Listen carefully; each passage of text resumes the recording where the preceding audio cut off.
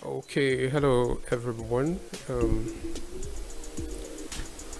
So quick one here. I want to quickly, run us through a particular technique in Affinity Designer.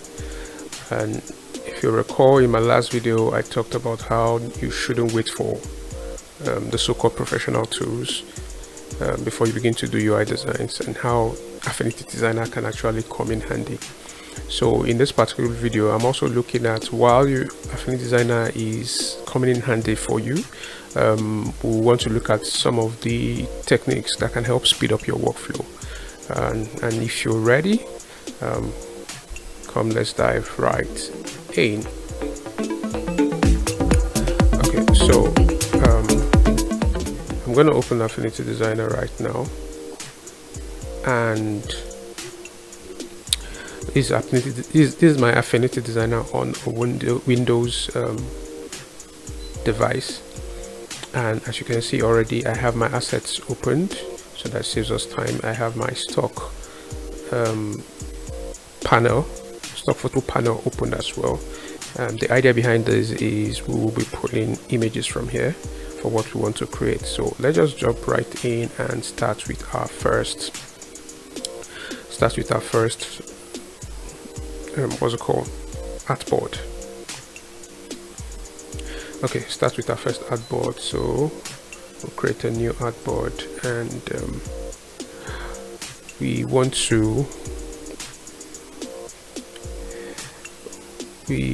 just leave it at iPhone 6. We will remove all margins, and then we'll just create what we want to create. All right, great. So with that being said, we will move it to the side, and then, because we want to show the basic principles of constraints in this video, we're actually looking at the basic principles of constraints and how you can apply them in your UI design if you use Affinity Designer for such design. So I know what we'll have for this particular workflow. What we'll have is something that looks like a logo, right? So we'll be going to our assets. We're going to our assets, and we'll be putting up what could seemingly stand for a logo, right? So we use this. We use the bed icon for the logo. Then we need something that could also stand as a menu icon. Say a hamburger and likes. But if we can't really find, we'll probably have to just create something. We would let's do a hamburger. Let's do a hamburger. Let's do this. Let's do that. Let's do that. Let's zoom in. By the way, I'm zooming in with holding down my control and scrolling with my mouse.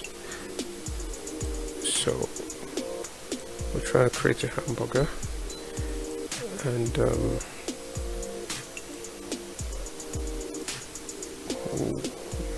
we'll probably give it no, I just find something light and give to it so that it's not then we can group. Let me zoom out. So we'll have, okay, I think the hamburger is too thick. We will have to redo it. Some group. We'll have to redo it. So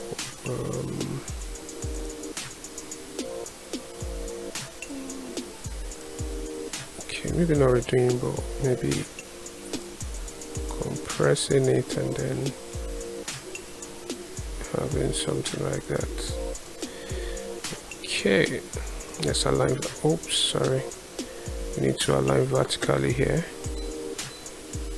Yep. Need to align space. No, space horizontally. No, yeah. Yeah, we need to align vertically. Then we'll apply a group. So where are we? Okay, this is where we are. then we'll probably just, okay, with that being said, we need to put it in a navigation bar. So we'll create a rectangle that will stand as our navigation bar, right? I want to make this navigation bar, what's the size here? Let's make it 50 is fine. Let's make it 50 here. 50, and then we can now have our icon placed into the navigation bars. So we can exactly, sorry about that. So first off, let's give this a height of 40 or maybe 35. Let's give this let's leave this the way it is.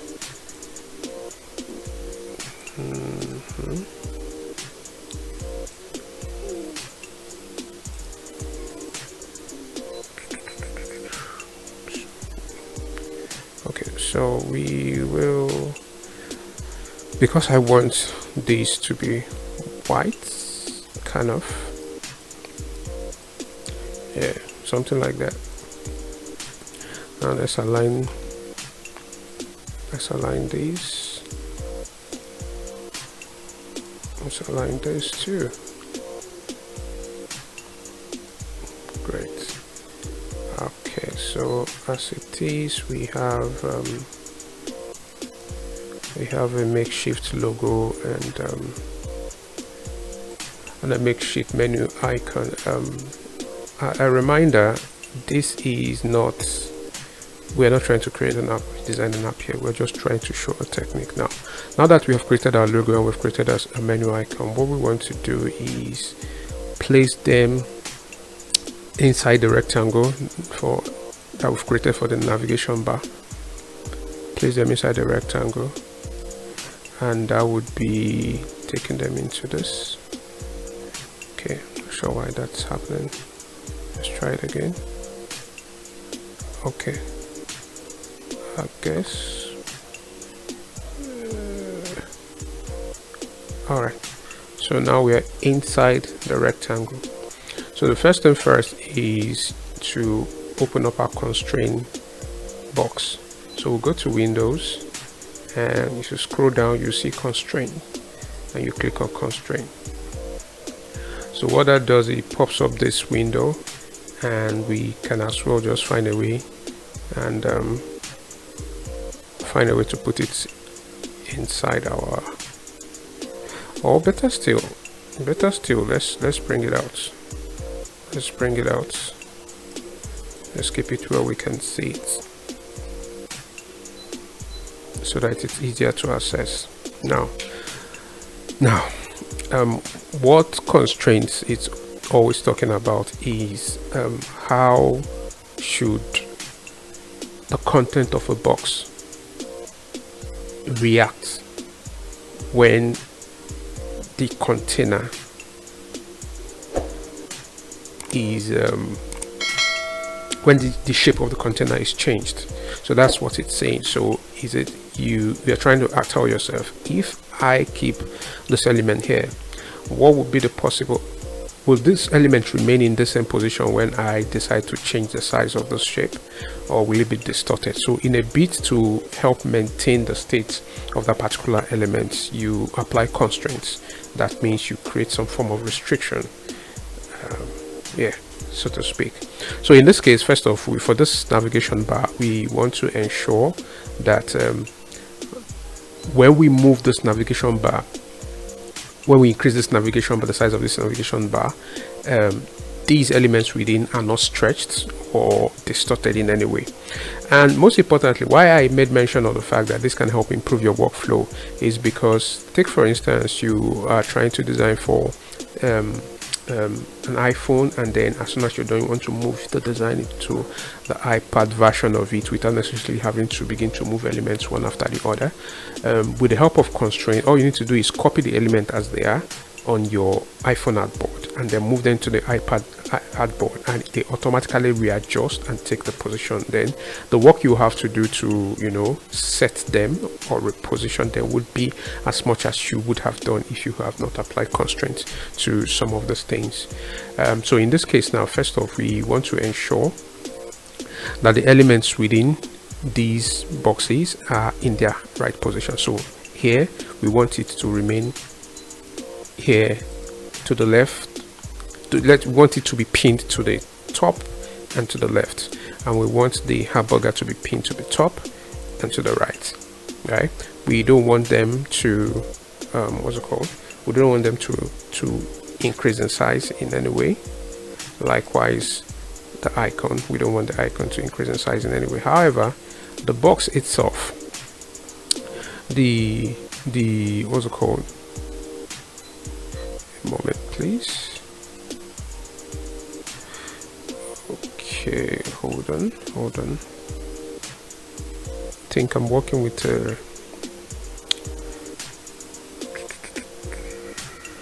this thing. How do I? Guess I'm on a stroke.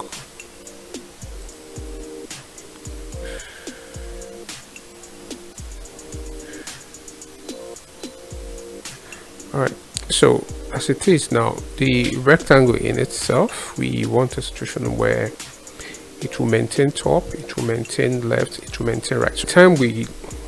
So what we're trying to do here is, by the time we move this particular navigation bar with its content to, say, an iPad size, screen size or artboard, it automatically stretches to fill in the width of the iPad without necessarily distorting the contents.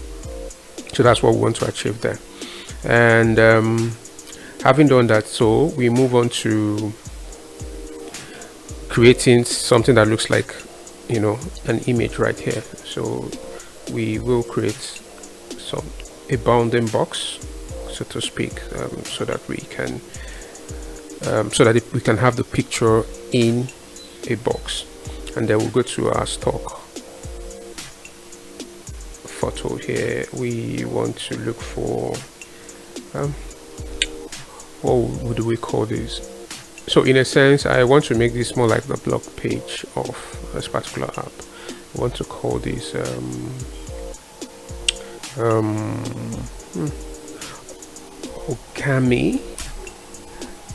origami. Let me see, did I get it right? Did I get it right? Origami. Yeah, okay. This would suffice. Let's see what we have. Okay, this would work. Yes, this will work. Not this or this. Let's do this. Okay. Yeah. Right. So with what we have, we want to, you know, place this image inside the rectangle, and then we can now go on to adjust the image to what we want based on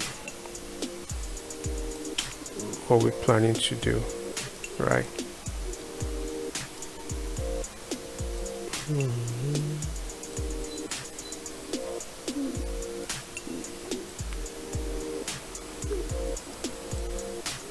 So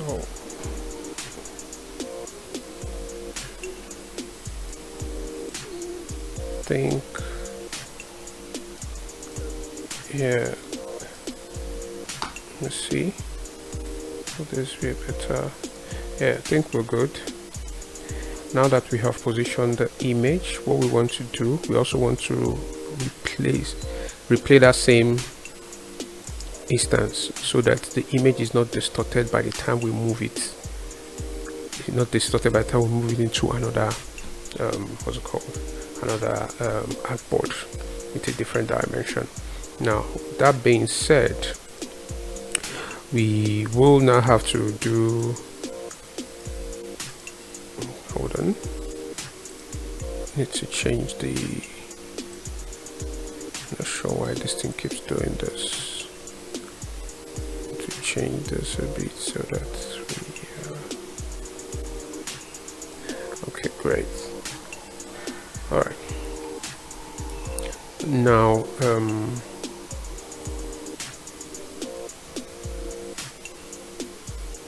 let me close this a bit.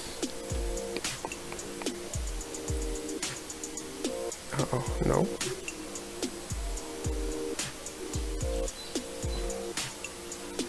Okay, let's just continue.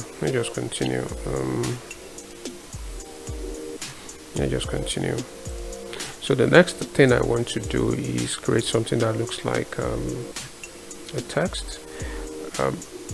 For all intents and purposes, it's safer to use frame text tools when you trying to create constraints for your designs, right? So we'll call this origami. So call this origami, and we use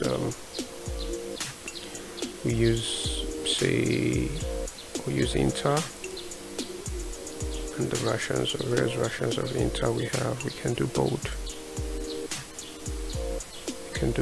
And because it's an app, we can make it thin, and we can then position it to the center of. All right. Now, then we go get another frame text, and we just have something simple. Let's just say these frame texts are what's it called? They are just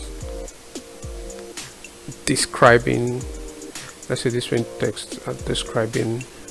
So we'll work with font size 14, and we'll do regular. Then we'll probably just change the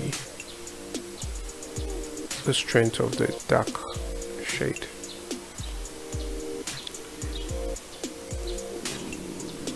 Okay, pretty much just trying to look at what works. Look at what works for this particular. Maybe I'll have to increase this a lot more. See, I think it's quite a lot actually. Okay, let me align it to the left. Let me align it to the left. Let me align it to the left.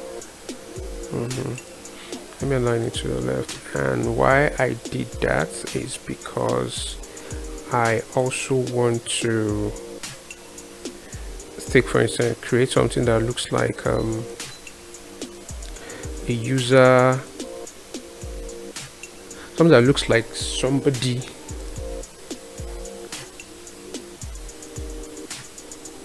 created the article, right? I think this is okay. I think that's okay. Just okay. All right. With that being said, I need to increase this. Yeah, this is good. Now, with that being said, what we've been able to establish is just a simple, what's it called? It's just a simple interface, right? A simple interface that captures the navigation bar, navigation menu, the text within the app screen, and then lastly,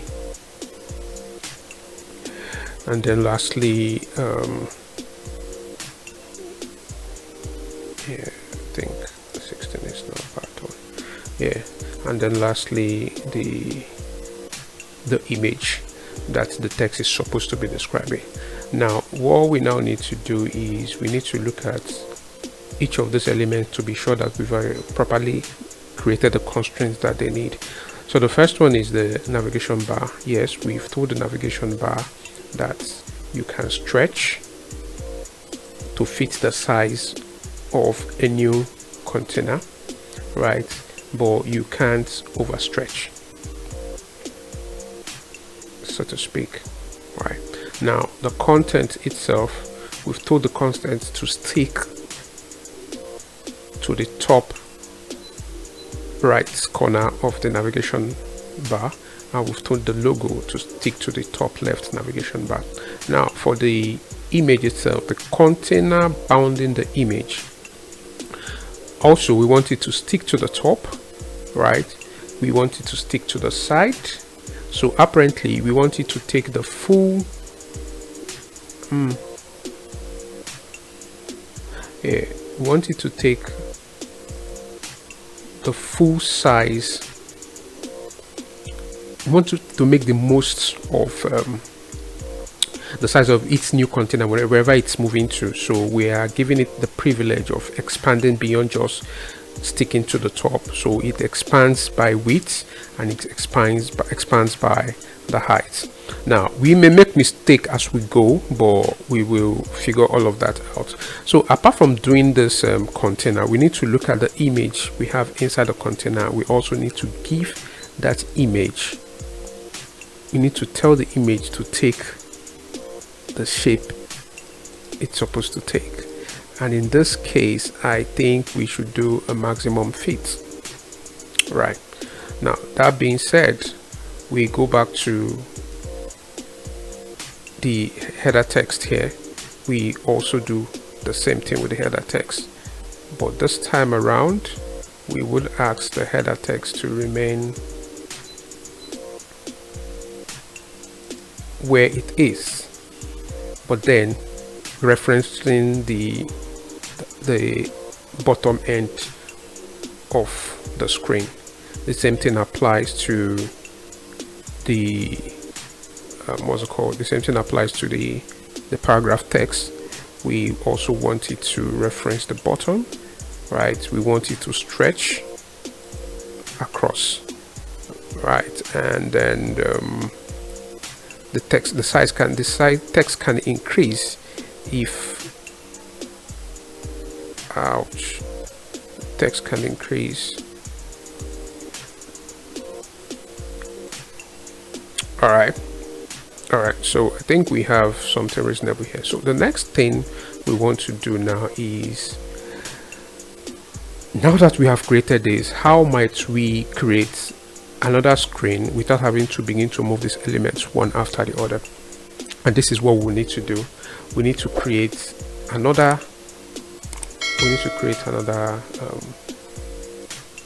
artboard,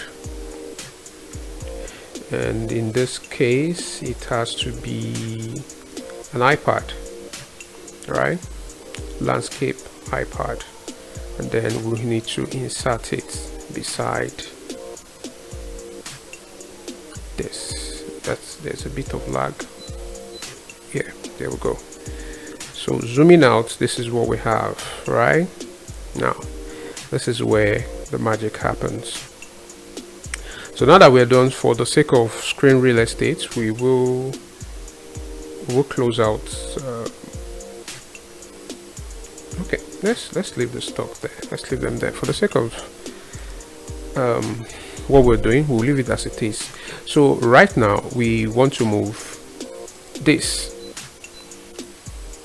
We want to move it to the second artboard, which is the iPad 12.9 artboard. Let's see if all the settings we've given to this thing are spark constraints. Let's see if it will make any sense when we move it there. So we copy, we come to this and we paste. Voila. Now you see what I'm talking about. This moved without necessarily without distorting any of the elements within. So what this is trying to tell us is we can move these to any length and it will maintain that particular shape and size. Right now, the next thing to do is to move the image here. Let's see if what we've done with this image works, and then paste. So like I said, we have this, but it looks a bit compressed, but then it has saved us a lot of things. So what we just need to do in this case is you can now say adjust, right? You can now adjust to make it fit. Okay, you can adjust now to make it fit, right? Something like that. See, you are not doing so much. Then the same thing applies to the text here. We copy, we'll come here, we'll paste. Wow, the same thing applies to this. Now you understand why I mentioned that putting it in a frame as a frame text works better, because it gives room for expansion. And there we go. You see what I'm talking about? Voila. Now whatever adjustment you now need to make will just be very minimal adjustment, just to suit what you're working on. You get the drift. You get the drift. So that's you can now decide to say increase this a bit, 19, 20, and then we can decide that we want to reduce this for the sake of, let me zoom in so that we see what we're doing. Want to reduce this a bit so that we can bring this down a bit, and then this. So what we've just done is we've been able to use constraints, right, to improve our workflow without necessarily having to begin to recreate or place each element from one screen to the other screen, one after the other. So setting this constraint can really help to improve your workflow. All you need to do is you copy, you paste, you copy, you paste, and there is that. So if you need clarification, you can drop your questions in the comment section below, and if you think there are better ways to go about this, please do not hesitate to let me know. At this point I would like to say please do like, share, comment, and click the notification button so you know each time I post a new video. Then let me know what you think about this video. Until next time, ciao.